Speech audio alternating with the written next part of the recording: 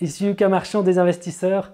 Aujourd'hui, on inaugure une nouvelle série de vidéos sur l'actu de la semaine avec une revue de marché, une revue de la finance, des bourses, de l'économie, de la politique pour comprendre comment ça nous impacte, nous les investisseurs, et comprendre comment on peut faire pour investir sur les marchés en fonction de ce qui se passe dans le monde. Et on va commencer en parlant du coronavirus. On s'est posé il y a quelques jours avec Thomas Veillet, qui est l'auteur de notre publication Morning Bull, pour parler notamment de ce coronavirus. On a dit que les choses allaient probablement se tasser très prochainement. Avec les récents événements, on est moins sûr de ça. En Chine, dans le Wuhan, on avait des chiffres qui commençaient à se stabiliser. Et tout à coup, on a eu, depuis la fin de la semaine dernière et particulièrement ce week-end, des cas qui ont explosé en Corée du Sud et en Italie notamment, également en Iran. Ce qui a fait une poussée de fièvre et d'inquiétude sur les marchés. On se retrouve donc ce lundi avec, à l'heure où je vous parle, des marchés qui sont en train de chuter.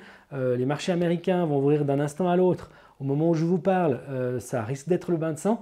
Rien de dramatique pour l'instant, mais ça va quand même faire mal à ceux qui sont fortement investis. Donc, premier point de la semaine, le coronavirus, un truc à suivre.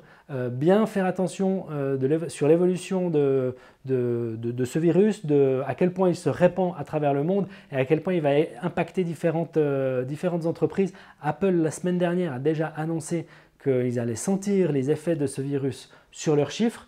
Ils ne seront pas les seuls, on le sait déjà. On peut déjà commencer à partir un petit peu à la chasse aux bonnes affaires parce que la panique est en train de prendre les marchés aujourd'hui. Ça va peut-être continuer durant la semaine. Donc restez bien attentifs, cherchez les bonnes affaires, ne paniquez pas et gardez la mentalité d'investisseur.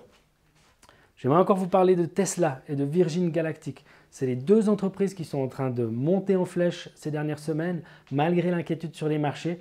Tesla semble inarrêtable, Virgin Galactic, c'est à l'image des fusées qui comptent mettre sur le marché. Ça va à toute vitesse vers le haut. Nous, on a plutôt tendance à se tenir éloigné de ce genre de valeurs qui sont très spéculatives, qui sont très à la mode et qui sont sujettes à l'irrationalité. On pourra s'en approcher avec prudence si vraiment on y tient. Ce n'est pas une chose que je vous recommanderais maintenant. À vous de décider. Comme toujours, on est toujours responsable de ses investissements, ne l'oubliez pas. Et surtout, n'investissez que ce que vous pouvez vous permettre de perdre. Dernier point, l'or, même combat. L'or est en train de monter à toute vitesse. Il y a plein de raisons qui font que l'or va vers le haut depuis plusieurs mois maintenant. On en a parlé régulièrement chez les investisseurs. On a recommandé l'or dans les portefeuilles. On dit souvent 10% dans le portefeuille global, donc 10% d'or, éventuellement un petit peu d'argent pour ceux qui veulent se diversifier. On ne va surtout pas dire de tout miser sur l'or. En tout cas, techniquement, l'or est prêt à continuer à monter. Fondamentalement, il y a beaucoup de raisons qui font que l'or est une valeur refuge pour des cas comme le coronavirus, mais aussi à cause des politiques économiques des banques centrales, à cause des taux bas et j'en passe. Donc vous avez tout intérêt à avoir un petit peu d'or dans votre portefeuille.